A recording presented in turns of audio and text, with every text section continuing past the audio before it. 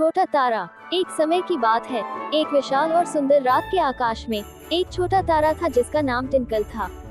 टिनकल अन्य तारों से बहुत छोटा था और अक्सर उदास रहता था, क्योंकि वह अपने दोस्तों की तरह चमक नहीं सकता था। एक रात जब टिनकल बहुत दुखी महसूस कर रहा था, तो चांद ने उसकी मायूस चेहरा देखा। क्या हुआ, छोटे टिनकल? चांद ने नर्म स्वर में पूछा। मैं बाकी तारों जितना बड़ा और चमकीला नहीं हूँ, टिनकल ने उत्तर दिया। मुझे लगता है कि मैं महत्वपूर्ण नहीं हूँ, चांद ने दयालुता से मुस्कुराते हुए कहा। हर तारे की अपनी खास रोशनी होती है और आकार से कोई फर्क नहीं पड़ता।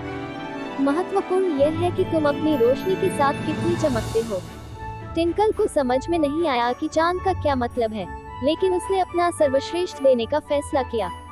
उस रात उसने अपने पूरे दिल से चमकने की कोशिश की और जितना संभव हो उतना चमकने की कोशिश की।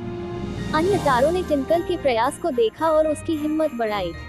शाइन टिनकल शाइन, उन्होंने प्रोत्साहित किया। टिनकल की रोशनी, हालांकि छोटी, सबसे चमकीली हो गई जो उसने कभी की थी।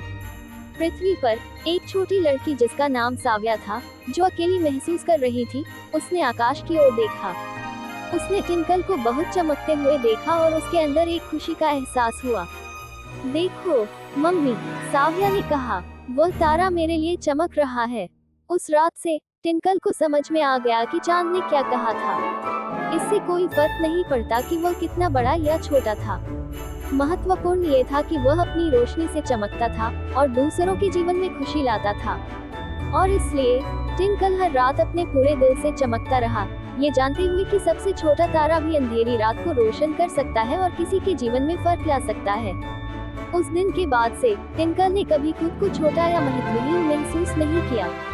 उसे पता था कि उसकी एक खास रोशनी है और वही काफी था।